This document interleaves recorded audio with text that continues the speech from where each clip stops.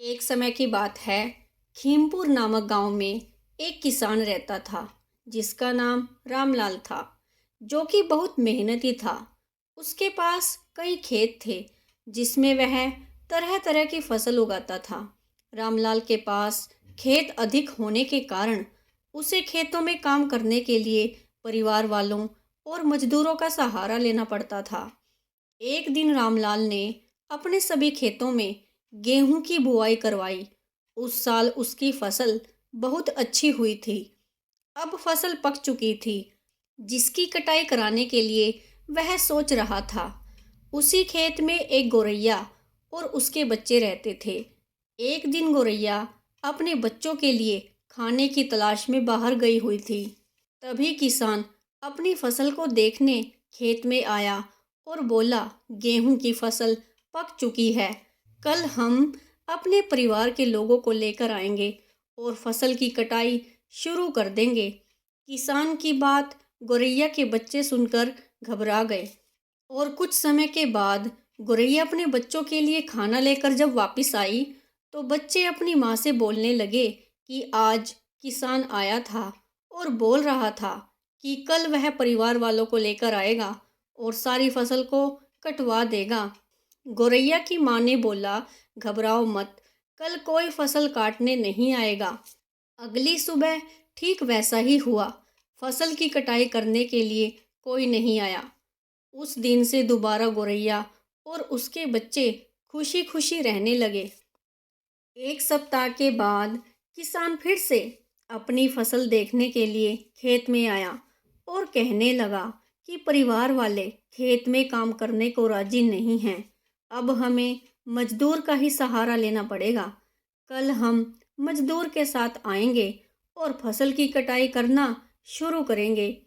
खेत में लगे घोंसलों से गौरैया के बच्चे किसान की बातों को चुपचाप सुन रहे थे। शाम को जब गौरैया वापस अपने घोंसले में आई, तो उसके बच्चे किसान की बातें बताते हुए बोले, आज किसान फिर आया था और बोल रहा था कि कल हम मजदूरों को लेकर आएंगे और फसल को कटवाएंगे। गौरैया अपने बच्चों से बोली, अभी घबराने वाली बात नहीं है, कल कोई नहीं आएगा, तुम लोग चिंता मत करो। अगली सुबह भी ठीक वैसा ही हुआ। किसान का खेत काटने कोई नहीं आया।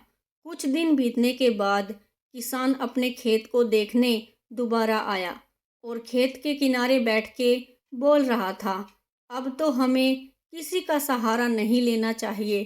कल मैं खुद फसल की कटाई करने के लिए आऊँगा। उस दिन गौरैया वापस जब अपने घोंसले में आई, तो उसने देखा कि उसके बच्चे डरे हुए थे।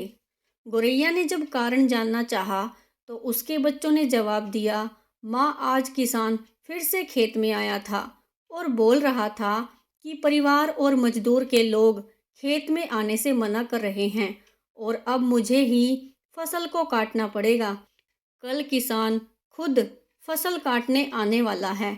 दूसरे बच्चे ने बोला, अब हमारा क्या होगा माँ, हम कहाँ रहेंगे। गौरैया ने अपने बच्चों से बोला कि अब हमारा यहाँ से निकलना ही ठीक रहेगा।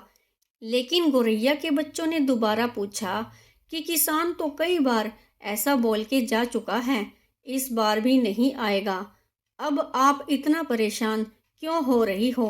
गौरैया बोली, किसान अपने फसल को काटने के लिए अभी तक दूसरों के ऊपर निर्भर था, इसीलिए उसकी फसल अभी तक नहीं कटी।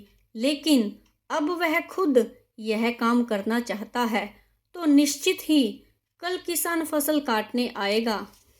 इसके बाद गौरैया ने अपने बच्चों को एक एक करके दूसरे स्थान पर पहुंचा दिया। अगले दिन सुबह गौरैया किसान के खेत में वापस आई और देखा कि किसान फसल काट रहा था। गौरैया अपने द्वारा लिए गए फैसले से बहुत खुश हुई और सोचने लगी, आज अगर समय से पहले हम यहाँ से नहीं निकलते, तो हम और हमारे बच्चे मर जाते। इस कहानी से हमें यह सीख मिलती है कि हमें कभी भी कोई काम दूसरों के भरोसे नहीं छोड़ना चाहिए। जबकि एक सीख यह भी मिलती है कि किसान को परिवार और मजदूरों के भरोसे नहीं रहना चाहिए था। उसे फसल की कटाई स्वयं करनी चाहिए थी। इसीलिए आलस नहीं करना चाहिए और थोड़ा-थोड़ा करके कार्य को करते रहना चाहिए।